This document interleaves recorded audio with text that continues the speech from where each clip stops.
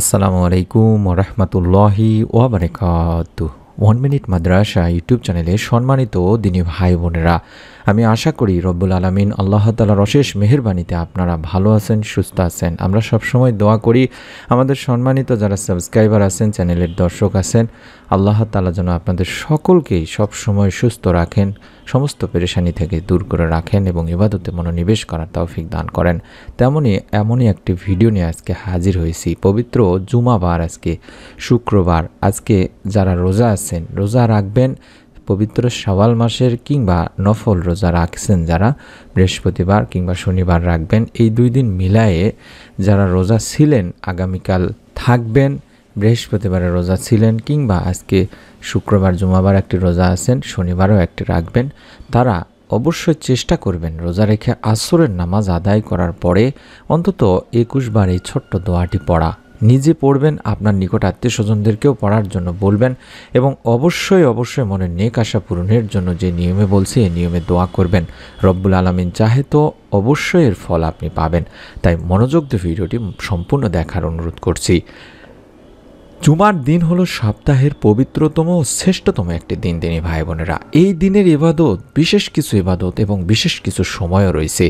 আর এই বিশেষ সময়গুলোতে দোয়া করলে ও আল্লাহ তাআলার কাছে কিছু চাইলে মহান রব আল্লাহ তাআলা তার দোয়া কবুল করেন, বান্দাকে বিশেষ অনুগ্রহে ভূষিত করেন।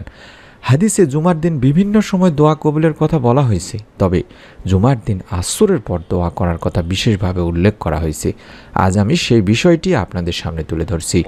আবু হুরায়রা রাদিয়াল্লাহু তাআলা আনহু বলেন, রাসূল পাক সাল্লাল্লাহু আলাইহি ওয়াসাল্লাম বলেছেন, জুমার দিনে এমন একটা সময় আছে, সেই সময়টায় যদি কোনো মুসলিম নামাজ আদায়রত অবস্থায় থাকে এবং আল্লাহ তাআলার কাছে কিছু চায়, আল্লাহ অবশ্যই তার সে চাহিদা বা দোয়া কবুল করবেন। সুবহানাল্লাহ। এবং এরপর রাসূল পাক সাল্লাল্লাহু আলাইহি ওয়াসাল্লাম তার হাত দিয়ে ইশারা করে সময়টির সংক্ষিপ্ততার ইঙ্গিত দেন। বুখারী শরীফের সহিহ একটি হাদিস। আব্দুল্লাহ ইবনে সালাম রাদিয়াল্লাহু তাআলা আনহু বর্ণনা করেন, জুমাবারে বা শুক্রবারে আসরের পর থেকে সূর্যাস্ত পর্যন্ত দোয়া কবুল হয়। বিখ্যাত সিরাত গ্রন্থ জাদুল মাওয়াদেও এটি বর্ণিত হয়েছে যে পবিত্র জুমার দিন আসরের নামাজ আদায়ের পরে দোয়া কবুল হয়। তাছাড়া ইমাম আহমদ রহমতুল্লাহি আলাইহি আসরের পর বিশেষভাবে দোয়া কবুল হওয়ার কথা বলেছেন তিরমিজি শরীফের হাদিসে। আমি আপনাদের জন্য অনুরোধ করছি, তিনি ভাই বোনেরা, চেষ্টা করবেন আসর থেকে শুরু করে সূর্য ডোবার আগ মুহূর্ত পর্যন্ত এই সময়টিতে, কারণ আসরের শেষ সময় বলতে বা দোয়া কবুল হওয়ার সময় বলতে এই সময়টিকে বোঝানো হয়েছে। জাবের ইবনে আব্দুল্লাহ রাদিয়াল্লাহু তাআলা আনহু থেকে আরও বর্ণিত হয়েছে হাদিসে আল্লাহ রাসূল সাল্লাল্লাহু আলাইহি সাল্লাম বলেন, জুমার দিনে 12 ঘন্টার মধ্যে এমন একটা মুহূর্ত রয়েছে, যদি কোনো মুসলিম এই সময় আল্লাহ তাআলার কাছে কিছু প্রার্থনা করে, কিছু চায়, তাহলে মহান ও সর্বশক্তিমান আল্লাহ তাকে তা দান করেন। আর এই মুহূর্তটি তোমরা আসরের শেষ সময়ে অনুসন্ধান করো বা সূর্য ডোবার আগ মুহূর্তে অনুসন্ধান করো। যারা রোজা রাখবেন তারা অবশ্যই ইফতার সামনে নিয়ে আসর থেকে চেষ্টা করবেন আমলটি করার, এবং ইফতার সামনে নিয়ে অন্তত 5টা মিনিট আগে আপনারা এই আমলটি করবেন নিয়ম মেনে। আশা করছি রব্বুল আলামিন আপনার মনের নেক আশাগুলো ইনশাল্লাহ পূরণ করে দেবেন। প্রথমে আপনাকে যে আমলটি করতে হবে সেটা হলো দরুদের আমল। কম করে হলো 21 বার দরুদ পাঠ করে নিতে হবে। আপনারা অবশ্যই জানেন যে দরুদ এমন একটা আমল, সহজ একটি আমল। এই দরুদের মাধ্যমে আল্লাহ তাআলা বান্দার সমস্ত গুনাহে মাফ করে থাকেন। সুবহানাল্লাহ।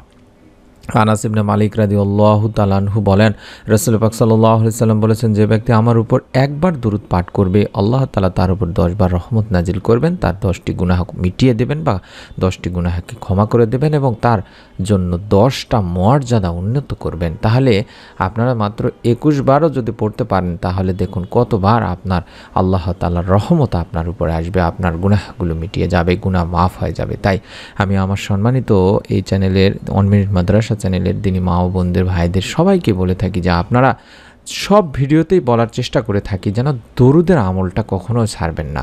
সারা দিন চেষ্টা করবেন দরুদ পাঠ করার জন্য, কারণ দরুদ পাঠকারীর জন্য ফেরেশতারা পর্যন্ত দোয়া করতে থাকেন। সুবহানাল্লাহ। আমির বিন রাবিয়া রাদিয়াল্লাহু তাআলা আনহু থেকে হাদিসটি রয়েছে, যেখানে নবী করিম সাল্লাল্লাহু আলাইহি সাল্লাম নিজেই বলেছেন, যখন কোনো মুসলিম আমার প্রতি দরুদ পাঠ করে এবং যতক্ষণ পর্যন্ত সে দরুদ পাঠ করে আমার প্রতি পাঠরত অবস্থায় থাকে, ততক্ষণ পর্যন্ত ফেরেশতারা তার জন্য দোয়া করতে থাকেন। সুবহানাল্লাহ সুবহানাল্লাহ। অতএব বান্দা যদি চায় এর পরিমাণ অর্থাৎ দরুদ পাঠের পরিমাণ কমাতে পারে, আবার বাড়াতেও পারে। অর্থাৎ আপনি যদি সারা দিন দরুদ পাঠ করেন শুধুমাত্র সাল্লাল্লাহু আলাইহি ওয়াসাল্লাম অথবা আল্লাহুম্মা সাল্লি ওয়া সাল্লিম আলা নাবিয়িনা মুহাম্মদ, যে দরুদটি দেখাচ্ছি আল্লাহুম্মা সাল্লি ওয়া সাল্লিম আলা নাবিয়িনা মুহাম্মদ, আমি এই দরুদটি মোটামুটি যখনই সময় পাই চেষ্টা করি। আল্লাহ রাব্বুল আলামিনের কাছে অশেষ শুকরিয়া, আলহামদুলিল্লাহ, যে এটা আমার খুব সহজেই পড়তে পারি।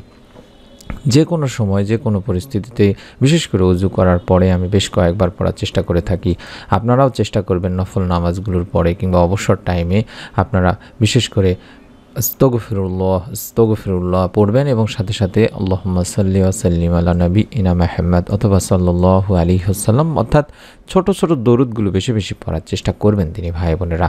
আমি অনুরোধ করছি দরুদ পাঠ বিষয়ে কোরআন ও হাদিসে আল্লাহ তাআলা নিজেও বলেছেন তিনি ভাই বোনেরা। আল্লাহ রাসূল সাল্লাল্লাহু আলাইহি ওয়াসাল্লাম হাদিসের মাধ্যমে বলা হয়েছে যে আল্লাহ রাসূল সাল্লাল্লাহু আলাইহি ওয়াসাল্লামের উপর দরুদ পড়েন স্বয়ং আল্লাহ তাআলা ও তার ফেরেশতারা। সুবহানাল্লাহ সুবহানাল্লাহ। তাই অনুরূপ নির্দেশ দেওয়া হয়েছে বনি আদমকেও।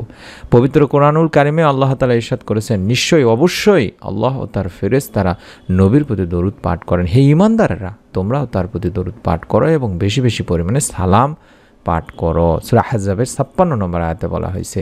এবং এই আলোচ্য আয়াতটিতে আল্লাহ তাআলার পক্ষ থেকে দরুদ পাঠের ভাবার্থই হলো আল্লাহ তাআলা তার ফেরেশতাদের সামনে আল্লাহ রাসূল সাল্লাল্লাহু আলাইহি সাল্লামের প্রশংসা করেন। সুবহানাল্লাহ। আর ফেরেশতাদের দরুদ পাঠের ভাবার্থ বা অর্থই হলো তারা নবী সাল্লাল্লাহু আলাইহি সাল্লামের জন্য বরকতের দোয়া করেন।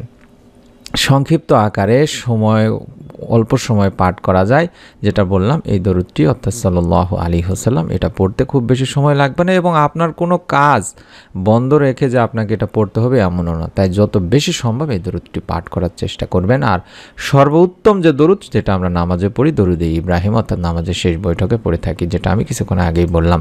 আপনারা যারা রোজা রাখবেন, পবিত্র শাওয়াল মাস চলছে এবং পবিত্র রমজান মাসের পরে গুরুত্বপূর্ণ একটি মাস, এই মাসে ৬টি রোজা নবী করিম সাল্লাল্লাহু আলাইহি ওয়াসাল্লাম রাখতে বলেছেন এবং নিজেও রাখতেন। তাই যারা এখন পর্যন্ত রোজা রাখেননি কিংবা আজকে রোজা রাখবেন, ভিডিওটি দেখার পরে ভাবছেন, তারা অবশ্যই আজকের সঙ্গে শনিবারও একটা রোজা রাখার চেষ্টা করবেন।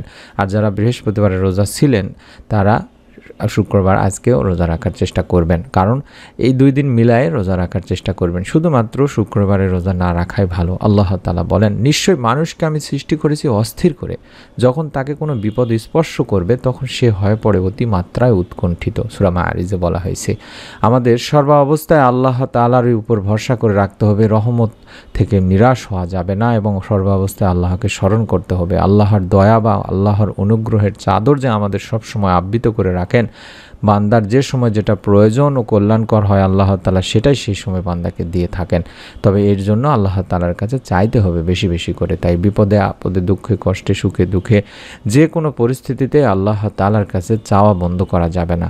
তাই অনুরোধ করছি, যখনই কোনো বড় ধরনের বিপদে পড়বেন তখনই চেষ্টা করবেন অন্তত 2 রাকাত নফল নামাজ আদায় করে আল্লাহ রাব্বুল আলামিনের কাছে 2 হাত তুলে নিজের ভাষায় নিজের মতো করে চাওয়ার জন্য, বিপদ থেকে রক্ষা চাওয়ার জন্য। আল্লাহ তাআলা বলেন, যদি তোমাদের উপর আল্লাহর অনুগ্রহ ও তার দয়া না থাকতো তাহলে তোমরা ধ্বংস হয়ে যেতে। আর নিশ্চয়ই আল্লাহ অধিক তওবা গ্রহণকারী, প্রজ্ঞাময়। তাই অনুরোধ করছি দিনী ভাই বোনেরা, বেশি বেশি দরুদ ইস্তেগফার পাঠপূর্বক ইসমে আজমের এই ছোট্ট দোয়াটি কম করে হলেও 21 বার দরুদ পাঠ করে নেওয়ার পরে অন্তত 3 বার পাঠ করবেন। আল্লাহুম্মা ইন্নী আসআলুকা বিআন্না লাকাল হামদু লা ইলাহা ইল্লা আনতাল মান্নান বাদিউস সামাওয়াতি ওয়াল আরদ ইয়া জাল জালালি ওয়াল ইকরাম ইয়া হাইয়্যু ইয়া কাইয়্যুম। এটা আল্লাহ তাআলার বড় নাম বা ইসমে আজম। এর মাধ্যমে আল্লাহ তাআলার কাছে চাওয়া হলে আল্লাহ তাআলা তার চাওয়াগুলো পূরণ করেই থাকেন। বলা হয়েছে যে ইসমে আজম মহান আল্লাহর এমন নাম, যে নামে ডাকলে আল্লাহ তাআলা সাড়া দেন, আর যে নামে তার কাছে কোনো কিছু চাওয়া হলে তিনি তার চাওয়া পূরণ করেন। আবু দাউদ শরীফের একটি হাদিস। সুবহানাল্লাহ সুবহানাল্লাহ। ইসমে আজমের এতটাই পাওয়ার দিনী ভাই বোনেরা, মনের মধ্যে যদি আপনারা বিশ্বাস নিয়ে নিয়ম মেনে আমলটি করেন, আল্লাহ তাআলা আপনার মনের নেক আশা ইনশাআল্লাহ পূরণ করে দেবেন। আমি সহজ করে ভিডিওটি সারমর্ম বলে দিচ্ছি।